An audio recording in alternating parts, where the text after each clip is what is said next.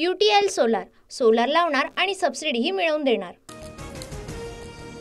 बीडमध्ये जनसागर लोटला, कराडला अटक करा, धनंजय मुंडेंना हकला, सर्वपक्षीय नेत्यांची मागणी।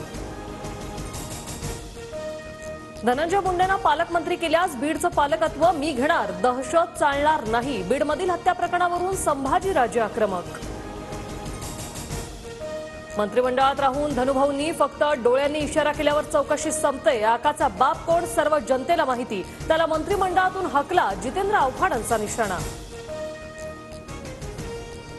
बीड प्रकरणाचा गांभीर्याने तपास सुरू, कोणालाही पाठीशी घालणार नाही, संशयित आरोपींच्या कुटुंबियांची चौकशी सुरू, शंभूराज देसाईंची प्रतिक्रिया। 2 जानेवारीपर्यंत आरोपींना शिक्षा करा, अन्यथा उपोषण करणार, बजरंग सोनावणेंचा इशारा। धनंजय मुंडेंनी राजीनामा द्यावा, सोनावणेंची मागणी। सर्वपक्षीय आमदारांनी मुख्यमंत्र्यांकडे जावं, मुख्यमंत्र्यांनी सापांना पोसू नये, 7.5 घालवावी, मनोज जरांगेंचं आवाहन।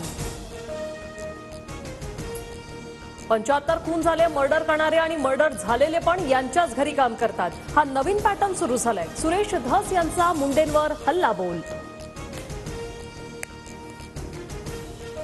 धनंजय मुंडेंनी वाल्मी कराडला पालकमंत्रीपद भाड्याने दिलं, घटनाबाह्य सत्ता केंद्र मिळाल्यावर कराडने पोलीस प्रशासनावर जरब बसवली, प्रकाश सोळंकेंचा हल्लाबोल।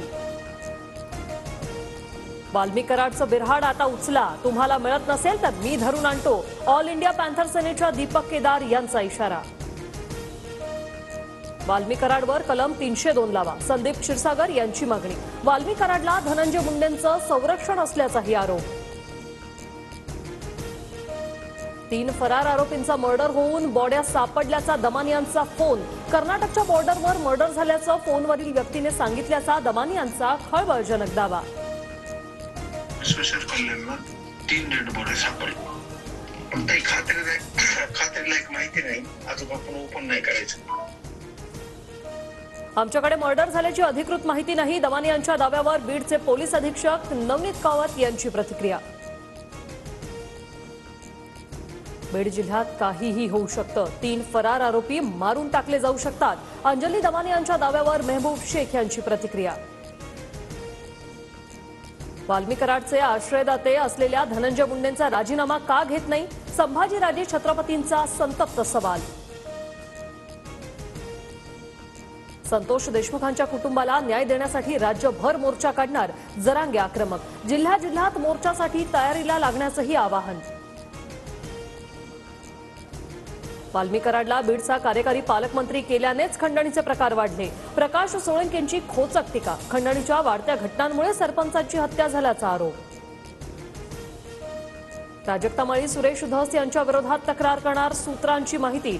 परळीत धनंजय मुंडेंकडून इव्हेंट मॅनेजमेंट होत असल्याचं धस यांचं वक्तव्य, प्राजक्तामाळीच्याही नावाचा उल्लेख, आज पत्रकार परिषद घेणार।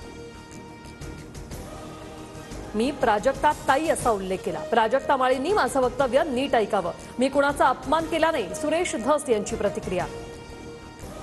पुण्यातील राजगुरुनगरमध्ये बंदची हाक, 2 चिमुकल्यांवर अत्याचार आणि हत्येच्या घटनेमुळे नागरिकांमध्ये संताप, सामाजिक संस्था आणि व्यापारी वर्गाकडून बंदचं आवाहन। माजी पंतप्रधान डॉ मनमोहन सिंग यांच्या पार्थिवावर दिल्लीत शासकीय इतमामात अंत्यसंस्कार, राष्ट्रपती, पंतप्रधानांसह अनेक मोठ्या नेत्यांची उपस्थिती। भाजप प्रदेशाध्यक्षपदी रवींद्र चव्हाणांचं नाव जवळपास निश्चित, सूत्रांची माहिती। शहा, नड्डांच्या उपस्थितीत चव्हाणांच्या नावाची घोषणा होणार असल्याची माहिती। भाजपचं 12 जानेवारीला शिर्डीत महाअधिवेशन, शहा, नड्डा लावणार उपस्थिती। तरुणांना भाजप सोबत जोडण्यासाठी नव्या अभियानाची होणार घोषणा। साताऱ्यातील पुसेगावमध्ये श्री सेवागिरी हिंदकेसरी बैलगाडा शर्यत संपन्न, वाघवाडीचा रोमन आणि सर्जा ठरले प्रथम क्रमांकाचे मानकरी।